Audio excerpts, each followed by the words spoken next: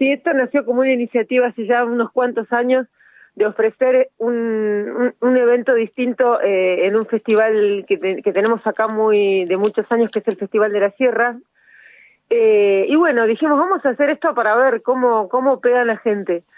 Lo hicimos, la gente lo recibió muy bien, los visitantes, quienes tandilenses que van a esa cita todos los años, y bueno, a partir de ahí empezamos a sumarle metros a este salame más largo del mundo. En el medio de este intento por ir superando marcas, el intento de Tandil nos dice que bueno, que podríamos hacer de a 5 metros por año hasta llegar a los 200 metros, y bueno, cuando Tandil cumplió 200 años, superamos los 200 metros. Y bueno, después en este transcurso de ir haciendo el salame han aparecido algunas otras regiones productoras de salames del país, batiendo nuestros propios récords, como en su momento lo hizo Oncativo, ahora lo hace San Andrés de Giles. Bueno, estamos por intentar recuperar nuevamente el récord este año en la fiesta de Chacinazo. Está Alejandro Canepa escuchando atentamente desde Cañuelas y por supuesto tiene una pregunta para vos. Juana, ¿cómo le va? Cómo no. Hola Alejandro, ¿cómo estás? ¿Cómo estás? Muy bien, un abrazo muy grande al doctor Lungui, ya que lo nombraste. Bueno, gracias. De Tandil. ¿Picado fino o picado grueso? ¿No tiene nada que ver qué tipo de salame juega? ¿Cualquiera puede competir?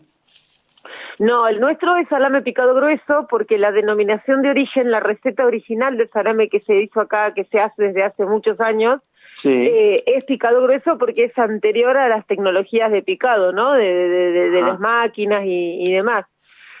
Tengamos en cuenta que acá en Tandil se formó un centro chacinero desde antes de que aparecieran la industria frigorífica con refrigeración y demás, porque bueno, el clima que tenemos lo permite. Tenemos inviernos fríos, con muchas heladas que permitían muy bien las carneadas, tenemos días frescos. De hecho, ahora nosotros en el festival nos van a tocar noches de 6, 7 grados de temperatura, con lo cual es un clima ideal para secar chacinados. Y en esa época el picador ha picado grueso. Y sigue siendo picado grueso. Genial. Juana, pregunto, ¿qué significa para aquellos que lo desconocen tener denominación de origen para la ciudad de Tandil y para los chacinadores de Tandil? Bueno, la denominación de origen es un sello de protección de marca de un producto que tiene una serie de características que lo hacen único en el mundo e irrepetible. No puede haber otro igual en el mundo como este, porque ese tiene características propias del lugar donde lo hicieron. Por eso, una de las características fundamentales y que fue la que más nos movió a preservar esta denominación de origen y por lo menos a buscarla y saber que estaba, es el clima de Tandil, es la geografía, lo es la gente, las recetas, la gente que trabaja en la actividad, que le dan un atado especial, con un hilo especial, que eso fue transmitido de padres a hijos y de generaciones, ¿no? De varias generaciones. Todo eso, el valor de marca que tiene, comercial, la calidad con la que se elabora, todo ese conjunto de factores hacen que, evaluándolos, se consideren que eso hace único a ese producto, y eso es lo que se protege. ¿Sería como una especie yo diría, de trazabilidad del producto? Absolutamente, lo tiene, porque nosotros, para poder ofrecer un salame con denominación de origen, como es un producto elaborado, e intervienen también otras cosas que obviamente no son de origen de acá, porque por ejemplo la pimienta es importada, no la produce Argentina, sí se hace la trazabilidad de las carnes que se utilizan. Entonces tenemos una trazabilidad tanto de los cerdos como de los vacunos respecto del origen donde están emplazados, del alimento que comen, de cómo se los tratan ese bienestar animal, de cómo es toda la cuestión sustentable de las granjas, y toda esa información se va trabajando a través de planillas y documentos que permiten saber que ese producto es de Tandil y de ningún otro lugar más. Juana, ¿cuánto midió? Usted dijo más de tanto, pero ¿cuánto midió el último récord del salame más largo? Alrededor de 470 metros, 469 metros y moneditas. Es decir, que este año el salame más largo del mundo con denominación de origen de Tandil va a medir por lo menos 470 metros. y tiene que medir eso o un poquito más. O más. No sé, capaz que llegamos a las 5 cuadras, veremos. ¡Wow! Es muy importante para que la gente sepa, porque va a haber una celebración este 8 y 9 de noviembre. Alejandro, ¿cómo se presenta? Porque uno imagina, ¿cómo hacemos para ver 5 cuadras de salame? ¿Cómo se exhibe? No, el primero, ¿cómo se seca? Porque no tenés una fábrica o un secadero o una cantina tan larga como de 5 cuadras.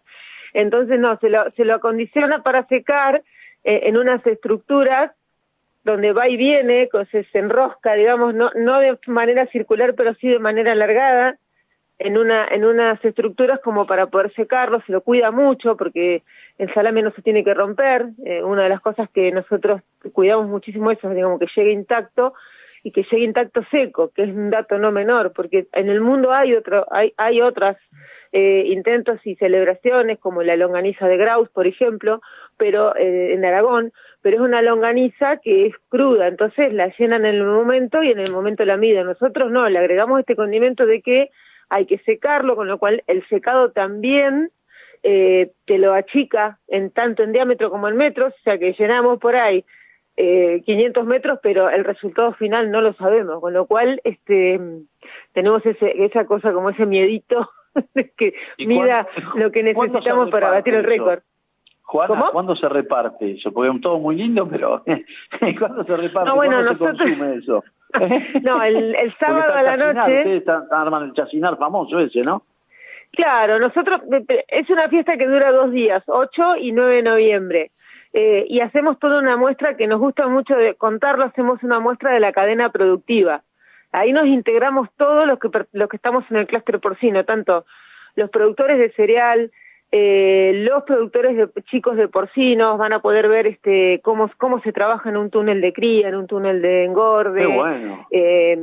Cómo se industrializa esa carne después, cómo se trata el bienestar animal y cómo se tratan los desechos de las granjas que se convierten en abono y purines, cómo la industrializamos a través de las fábricas de chacinado, componemos la denominación de origen.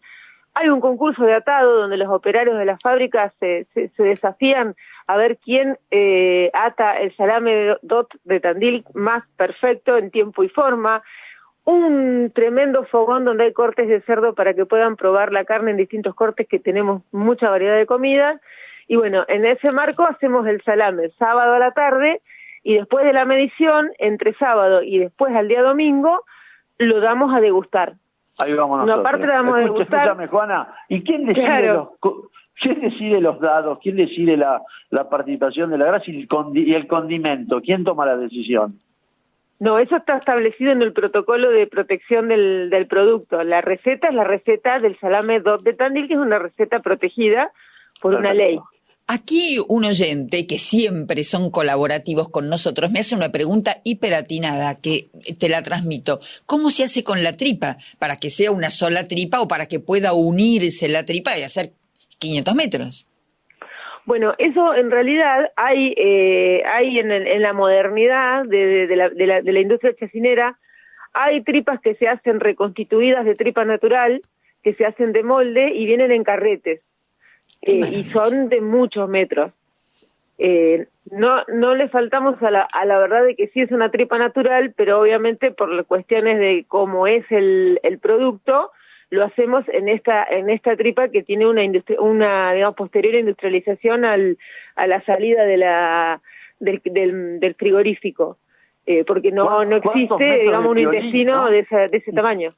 ¿Cuántos metros de piolín se debe necesitar también, no, para ir sellándolo, ¿no es cierto? Muchísimo, porque mira, yo siempre cuento esa anécdota porque es muy graciosa. Nosotros el primer salame que hicimos, lo atamos como si hubiéramos atado, no teníamos idea, lo atamos cada 1 metro, le hicimos una lazada, y cuando fuimos al secador a ver cómo iba secando, parecía una guirnalda. Había avanzado todo, entonces a partir de ahí aprendimos. Sí, tuvimos que salir a los piques a hacer otro. Ahí aprendimos y bueno, sí, lleva un trabajo muy, muy grande con un cordón ya de hilo, ¿no? El hilo de 9 hebras que usamos para el salame denominación de origen, porque es un hilo muy finito para poder contener todo ese peso, porque son más de 1000 kilos de carne. Entonces, usamos un cordón que se ata cada más o menos 20-25 centímetros. Quería destacar antes de despedirte que el día viernes va a haber jornadas técnicas y me parece muy importante porque van a estar destinadas a técnicos, productores, empresas referentes, alumnos vinculados con la carrera de veterinaria y participa nada menos que la Universidad Nacional del Centro de la provincia de Buenos Aires, es decir, una alta casa de estudios avalando justamente estas jornadas porque además, insisto, la denominación de origen para el común de nosotros los mortales que no sabemos mucho del tema es muy difícil de conseguir y los protocolos deben respetarse, como vos decías, Juana, muy pero muy puntillosamente. Así que felicitaciones, aplausos, medallas y besos para ustedes. Bueno, gracias. Sí, es verdad, nosotros si bien hacemos 2 días de celebración, nos parece importante tener un día de celebración del conocimiento, ¿no? Porque en ese ámbito se hacen actualizaciones, están invitados productores, no productores que quieran saber cómo se trata la producción animal, cómo se trata la posterior producción de carne. Entonces hacemos estas jornadas técnicas para tener, como nos gusta llamar nosotros, la pata científica de nuestro festival, que nos parece tan importante como el de la celebración con la gente.